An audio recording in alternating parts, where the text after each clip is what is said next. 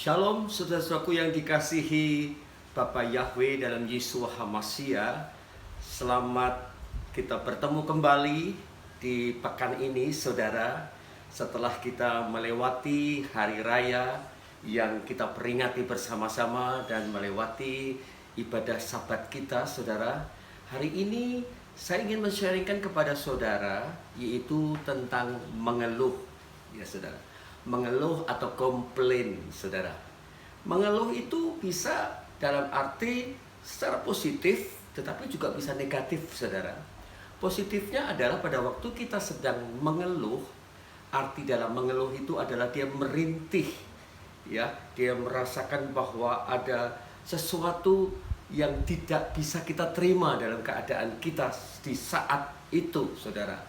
Nah saudaraku, secara positif dia bisa mengungkapkan itu kepada sahabatnya, atau dia bisa mengungkapkan kepada suaminya kalau dia sudah berumah tangga, atau kepada istrinya dengan sesuatu ungkapan dari isi hatinya.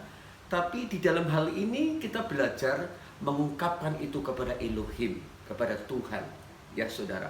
Nah saudaraku yang dikasih Bapa Yahweh, secara garis besar, secara umum bahwa mengeluh itu sebenarnya dia tidak bisa menerima tentang keadaan dirinya sendiri. Dia tidak bisa menerima tentang perilaku orang lain.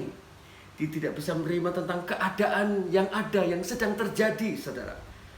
Dia merasakan tertekan, dia merasakan ada sesuatu yang tidak bisa memenuhi hidupnya, sehingga dia mengeluh, saudara. Nah, yang tidak kita kehendaki, saudara, pada waktu dia mengeluh, tetapi dia tidak pernah memikirkan apa jalan keluarnya. Dia mengeluh dan dia bisa mempersalahkan orang lain. Bahkan bisa menyalahkan dirinya sendiri. Sehingga dia tidak bisa dan tidak mau berbuat apa-apa, saudara. Nah, saudaraku yang dikasihi Bapa Yahweh, kita belajar dari perayaan yang kemarin kita rayakan, saudara, yaitu tentang Hari Raya Pesak itu, saudara. Yaitu apa yang sudah dilewati atau melompati sesuatu ya, yaitu digenapi di dalam kematian Yeshua saudara. Bahwa Pesak mengajarkan kepada kita bahwa ada pertolongan Elohim karena mendengar keluhan umat pilihannya atau biji matanya Bapa Yahweh. Di dalam Semot 2 ayat 23, 24 dan 25, Bani Israel sudah mengeluh kepada Elohim Israel, Elohim yang hidup, karena tekanan dalam dirinya, kesulitan yang sedang dialaminya. Dia menderita karena diperbudak oleh bangsa Misraim atau Mesir, saudara. Sementara dia memiliki Tuhan yang hidup. Dia memiliki Elohim Bapa yang luar biasa dahsyat. Jadi dia mengeluh, tetapi bersyukurnya bahwa dia mengeluh kepada Elohim. Dan saudaraku, di dalam firman itu, saudaraku, Elohim mendengar sesuai dengan janjinya kepada Abraham, Ishak, Yakub, bahwa bangsanya, biji matanya akan bersekutu dengan Elohim. Dia akan menerima anugerahnya yang luar biasa dahsyat dan ajaib, saudara-saudaraku. Itulah sebabnya di dalam Tehillim 55 ayat 18 dikatakan, pada waktu petang dan pagi serta tengah hari, aku akan mengeluh dan mengerang, dan Elohim akan mendengar suaraku. Artinya keluhannya itu ditujukan kepada Elohim, dan dia percaya bahwa dia mendengar dan dia akan memberikan jalan keluar.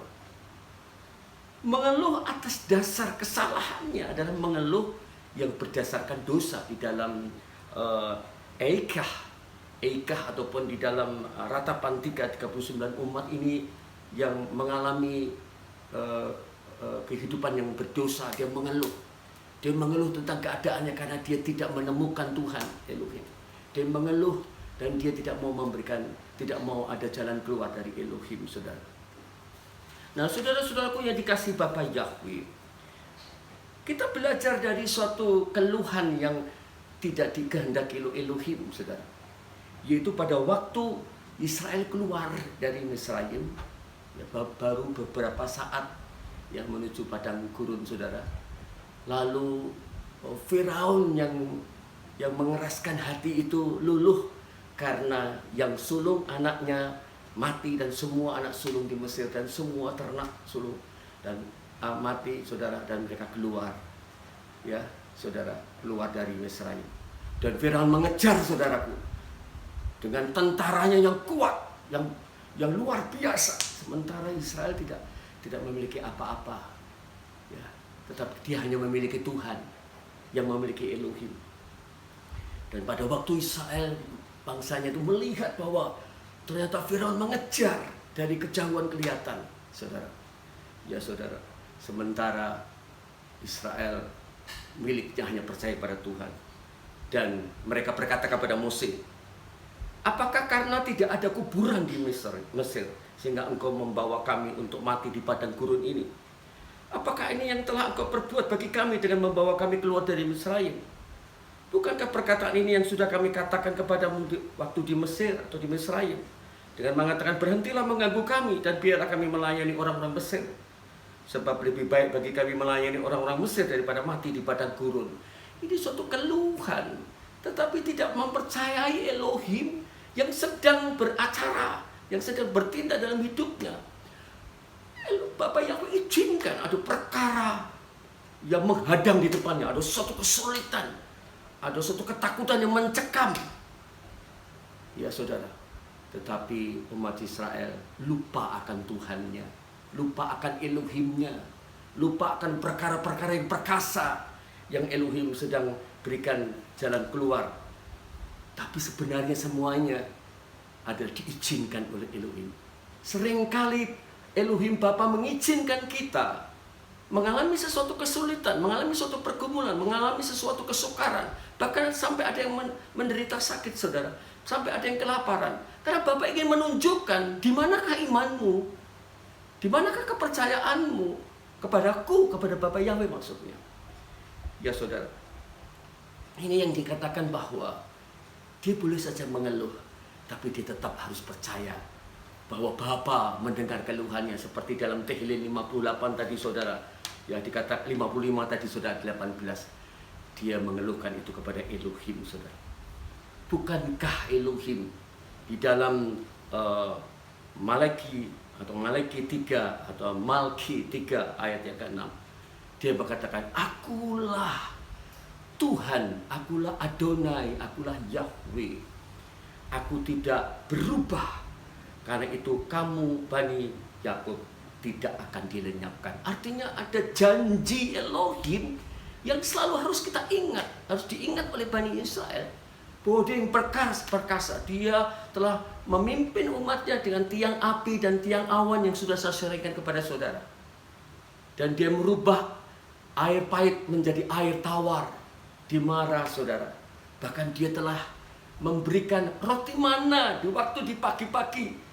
Mereka diminta untuk mengambil secukupnya, seperlunya hari itu, karena setiap hari ada kesediaan roti mana dari Bapa. Ada burung puyuh di petang hari, saudara. Ada daging yang dimakan.